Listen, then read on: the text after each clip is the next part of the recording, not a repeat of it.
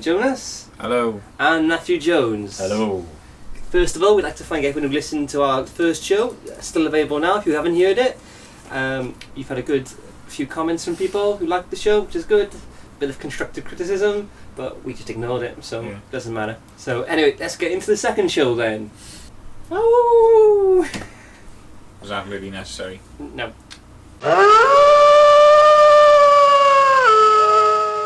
I'm really concentrating this week because I listened back to last week and I'm really concentrating on enunciating my words. Basically, I don't want to sound like a camp man from Cardiff this week. Camp man from Cardiff. Which is what I sounded like last week. Sound like, look like, you know. Camp man from Cardiff. You are, Shane, that's what you are. You're the campus straight guy going. But campus man, you have put the camp in Canton and there is no camp in Canton. That's how camp you are. Why did I bring this stuff up? Why indeed? So, big news story this week then is obviously the untimely death of Osama bin Laden. The untimely death? Yes. Why is it untimely? Well, he was only young, wasn't he? He's 52. Well, exactly. Tim Westwood's 52. Oh, they'll be having Tim next. Oh, no.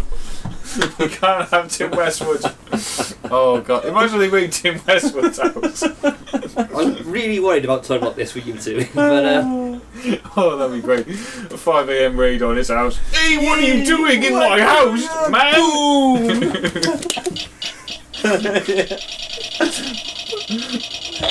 Oh no, my face, boy! Oh no! It's all going down. Oh heavens! Anyway, Bin Laden, the thing that gets me, the one thing that really gets me, okay, is he's living in this small town in Pakistan in a massive complex, right?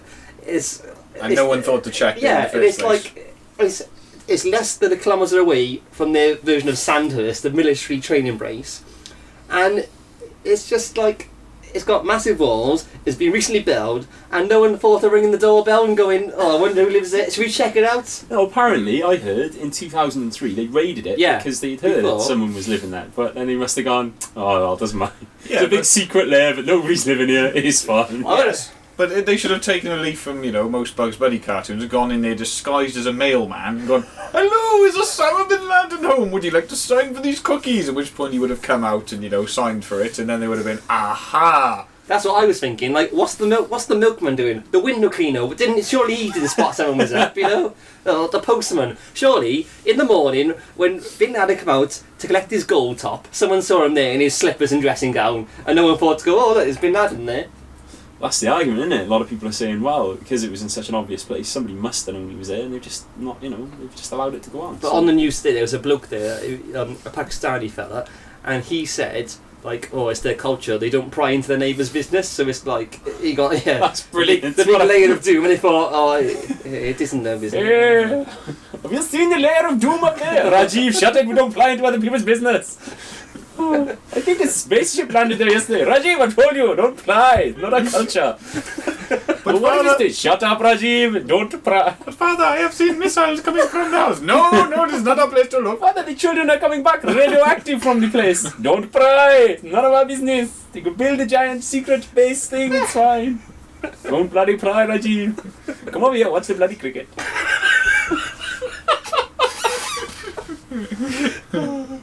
That's probably why they didn't. They're just too busy playing cricket, watching cricket. That's it. That's all that's going on.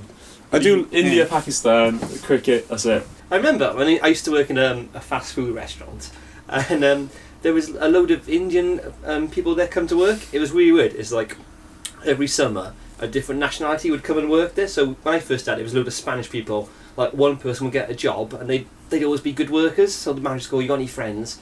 "Oh, I got some friends." So we'd have a load of Spanish people working there, and then obviously they'd done their studying, they went back, we had a few French, bring your friends in, whatever. And it went for then Chinese and then Indians.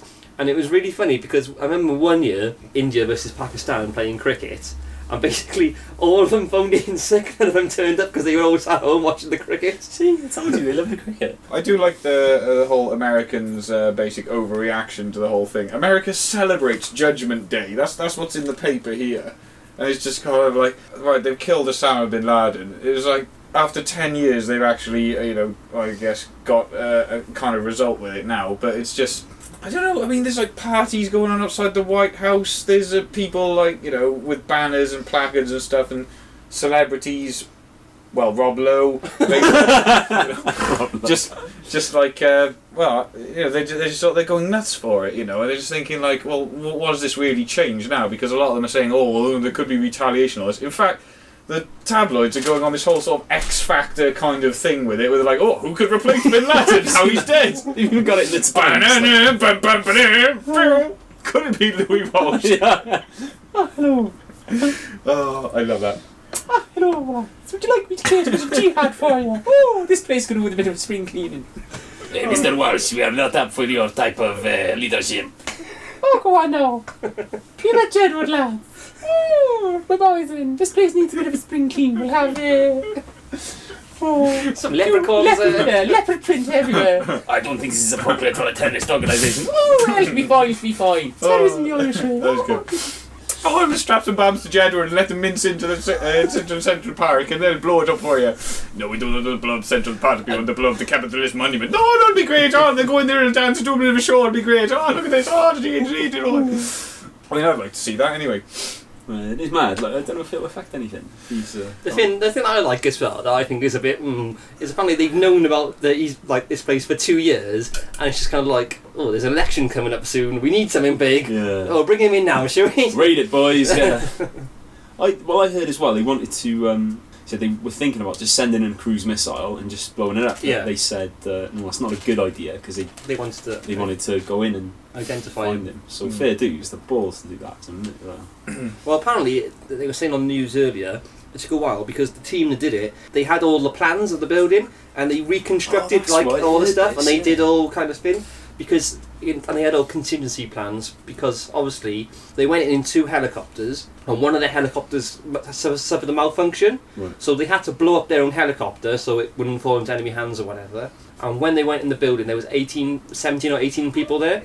And they planned to shoot or capture Bin Laden and his son, and they wanted to capture everyone else and take them with them, but they couldn't do it because the helicopter had gone down. Right. They couldn't do it, so they had to abandon them there basically. Right.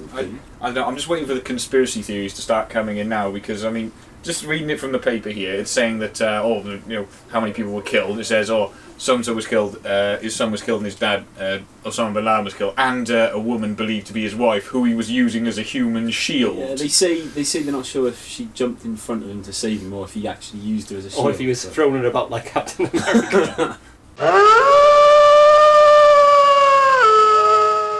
Okay, well, during the week someone asked me, why do you call your podcast Wolf Power? And basically, the story behind why we called the show Wolf Power was many moons ago. Matthew here, he lived with 2 gentlemen, and I believe it was the show Brass Die, something about Wolf Power, and one of the guys lived with Tom. He kept talking about it. Anyway, Matthew, he's a bit, how would you describe that? ADHD, or what's it called? ADHD? He's a little bit, he gets stuff stuck in his head, doesn't he? Yeah. Well, Matthew, yeah. A little bit Rain Man. He's a little bit Rain Man. Except on crap in a casino.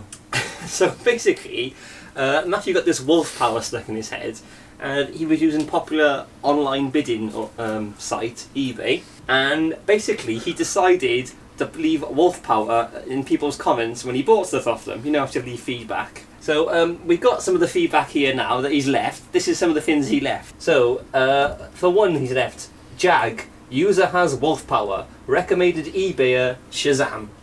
For the next one, good deal, wolf power, recommended eBayer, Shazam. Item arrived as promised and described, seller has wolf power. So it's a little bit odd really, isn't it? But then, from that, he then decided to leave normal comments but just put celebrities' names in. So, for instance, phone arrived in time for Christmas, Kevin Costner, Denzel Washington. Blackberry is described, good eBayer, Mark Hamill, William Dafoe.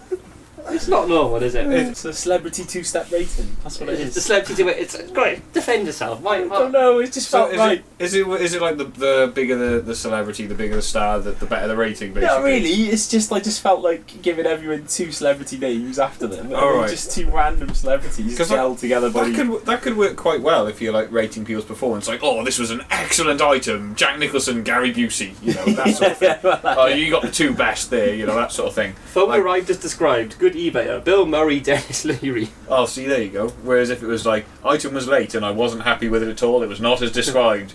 Jodie Marsh. Yeah, and Mike Katrina Fox. and the Waves. Anyway, so basically that's where we got the name Wolf.